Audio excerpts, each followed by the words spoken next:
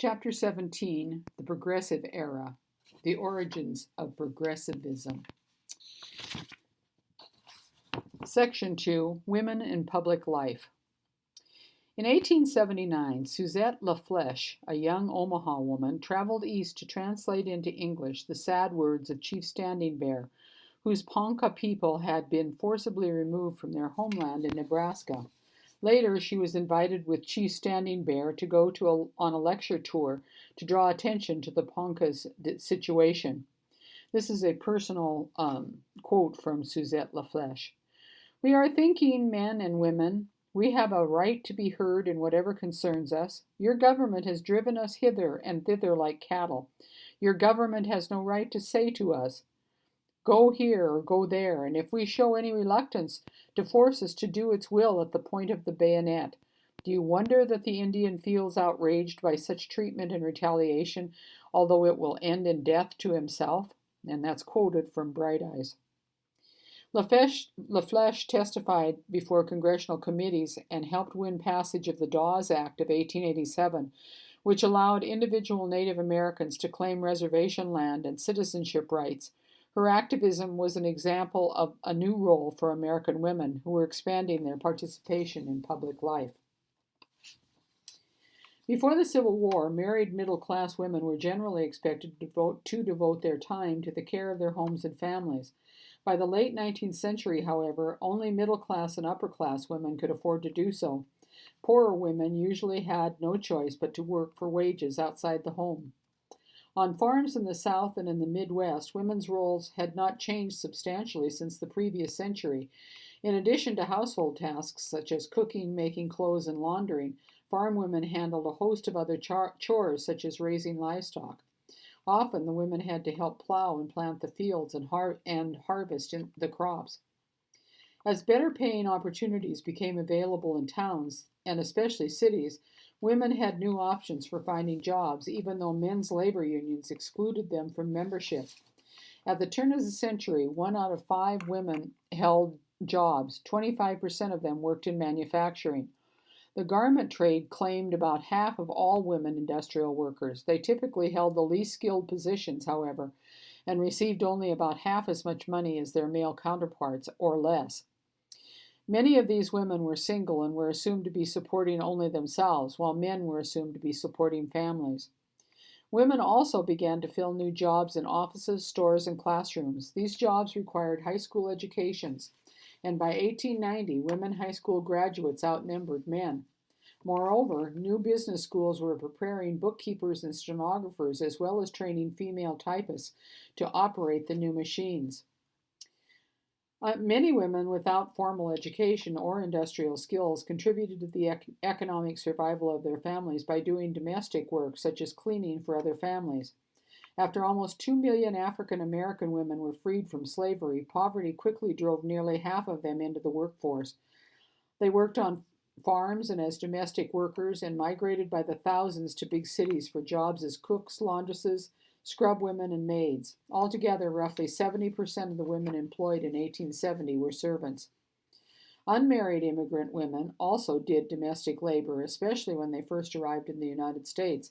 Many married immigrant women contributed to the family income by taking in piecework or caring for boarders at home.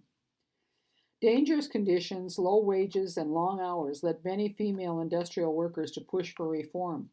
Their ranks grew after 146 workers, mostly Jewish and Italian immigrant girls, died in a 1911 fire in the Triangle Shirtwaist Factory in New York City.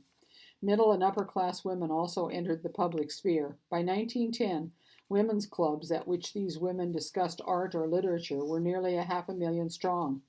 These clubs sometimes grew into reform groups that addressed issues such as temperance or child labor. Many of the women who became active in public life in the late 19th century had attended the new women's colleges. Vassar College, with a faculty of 8 men and 22 women, accepted its first students in 1865. Smith and Wellesley colleges followed in 1875. Though Columbia, Brown, and Harvard colleges refused to admit women, each university established a separate college for women. Although women were still expected to fulfill traditional domestic roles, women's colleges sought to grant women an excellent education. In her will, Smith College's founder, Sophia Smith, made her goals clear. This is a personal quote from Sophia Smith. It is my desire to furnish for my own sex means and facilities for education equal to those which are afforded now in our college to young men.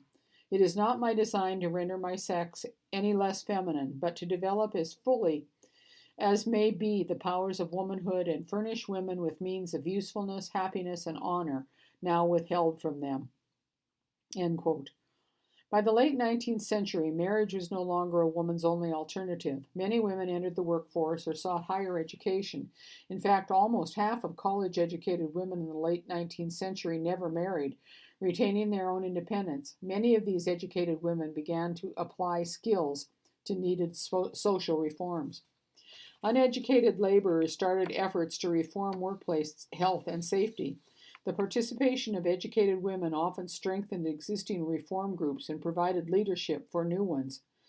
Because women were not allowed to vote or run for office, women reformers strove to improve conditions at work and at home.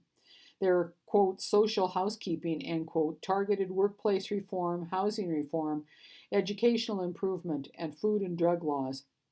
In 1896, African American women founded the National Association of Colored Women, or the NACW, by merging two earlier organizations. Josephine Ruffin identified the mission of the African American Women's Club movement as, quote, the moral education of the race with which we are identified. The NACW managed nurseries, reading rooms, and kindergartens. After the Seneca Falls Convention of 1845, women split over the 14th and 15th Amendments, which granted equal rights, including the right to vote, to African American men, but excluded women. Susan B. Anthony, a leading proponent of women's suffrage, the right to vote, said, quote, I would sooner cut off my right hand than ask the ballot for the black man and not for the women. In 1869, Anthony and Elizabeth Cady Stanton had founded the National Women's Suffrage Association, the NWSA, which united with another group in 1890 to become the National American Women's Suffrage Association, or NAWSA. Other prominent leaders included Lucy Stone and Julia Ward Howe, the author of the Battle Hymn of the Republic. Women's suffrage faced constant opposition. The liquor industry feared that women would vote in support of prohibition, while the textile industry worried that women would vote for restriction on child labor. Many men simply feared the changing role of women in society. A three-part strategy for suffrage. Suffragist leaders tried three approaches to achieve their objective. First, they tried to convince state legislatures to grant women the right to vote. They achieved a victory in the territory of Wyoming in 1869, and by the 1890s, Utah, Colorado, and Idaho had also granted voting rights to women. After 1896, efforts in other states failed. Second, women pursued court cases to test the 14th Amendment, which declared that states denying their male citizens the right to vote would lose congressional representation. Weren't women citizens too? In 1871 and 72, Susan B. Anthony and other women tested that question by attempting to vote at least 150 times in 10 states and the District of Columbia. The Supreme Court ruled in 1875 that women were indeed citizens, but then denied that citizenship automatically conferred the right to vote. Third, women pushed for a national constitutional amendment to grant women the vote. Stanton succeeded in having the amendment introduced in California, but it was killed later.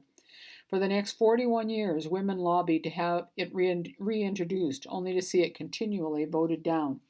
Before the turn of the century, the campaign for suffrage achieved only modest success. Later, however, women's reform efforts paid off in improvements in the treatment of workers and in safer food and drug products, all of which President Theodore Roosevelt supported, along with his own plans for reforming business, labor, and the environment.